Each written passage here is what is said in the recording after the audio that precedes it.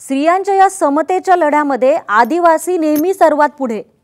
हक्काच्या वनजमिनी आदिवासींना मिळायलाच हव्यात हा निर्धार मनाशी बांधून ज्यांनी संपूर्ण आयुष्य पणाला लावलं त्या झिलाबाई वसावे आदिवासींसाठी मोठा आधारवड। स्त्री पुरुष भाषा आणि वयाचं सुद्धा बंधन ज्यांनी झुगारून लावलं त्या झिलाबाईंचा प्रवास पाहणार आहोत या खास रिपोर्टमधून। करपलेल्या शेतात वाळक्या काड्या गोळा करणाऱ्या या आहेत झिलाबाई वसावे। वय वर्ष 90। गेल्या 22 वर्षांपासून त्या वनहक्क जमिनीसाठी जिकिरीनं लढा देत आहेत। 2012 साली त्यांनी नंदुरबार ते मुंबई असा पायी प्रवास करत वनहक्क जमिनींसाठी लढा दिला होता। दगडधोंड्यांच्या वाटेवर चालताना त्यांच्या पायाला फोड आले, पण त्या डगमगल्या नाहीत। रक्ताळलेल्या पायांनी त्यांनी मुंबई गाठलीच आणि थेट मंत्रालयावर धडक देऊन 12A आणि सामूहिक वनहक्क अधिकारातली जमीन मिळवलीच। त्याच जमिनीत कष्ट उपसून झिलाबाई पतीसह कुटुंबाचा गाडा हाकतायत।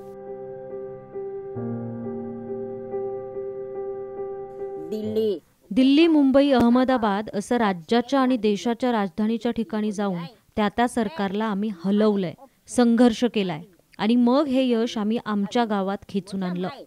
वन विभागाची दादागिरी मोडून काढली। याचा आम्हाला अभिमान आहे की हे काम आम्ही अनेक स्त्रिया आणि तायांनी मिळून केलंय।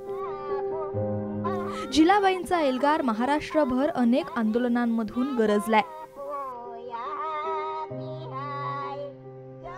जंगलया पूबहा कोये पागुंजमी या पूया की है।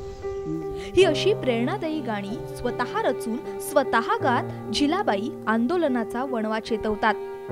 महत्वाचं म्हणजे झिलाबाईंची भाषा कळत नाही असं रडगाणं जेव्हा खासदारांनी गायलं तेव्हा कायदा आमच्यासाठी आहे, त्यामुळे तुम्हीच आमच्या भाषेत बोला असंही झिलाबाईंनी निर्धाराने ठणकावलं। ती शेवटी असं म्हणाली की तुमचं कर्तव्य होतं या देशामध्ये शिक्षण आणि आरोग्य माझ्यापर्यंत पोहोचवण्याचं, ते तुम्ही इनामे इद्वारे पोहोचवलं नाही आणि म्हणून आज माझ्यासारखी विचार करणारी स्त्री या देशाच्या विकासामध्ये योगदान करण्यासाठी ची लायक तुम्हाला वाटत नाही, याची लाज तुम्हाला वाटली पाहिजे, मला नाही। झिलाबाई जेव्हा आंदोलनात सहभागी होतात तेव्हा त्यांच्या घरची सगळी जबाबदारी त्यांचे पती खांद्यावर घेतात।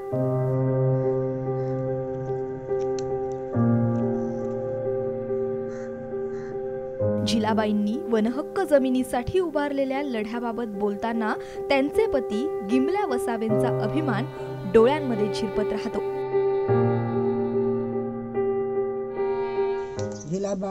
झिलाबाई कायदा बदलण्यासाठी फिरत होती तेव्हा मी एकटा घराची व शेतीची कामं सांभाळायचो। वयाची 90, शिक्षण शून्य, तरीही अन्यायाविरोधात मनात पेटलेला यज्ञ झिलाबाई कधीच विझू देत नाही।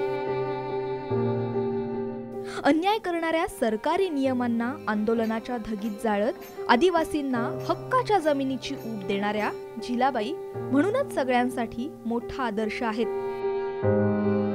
दिनू गावितसह ब्युरो रिपोर्ट, साम टीव्ही, नंदुरबार।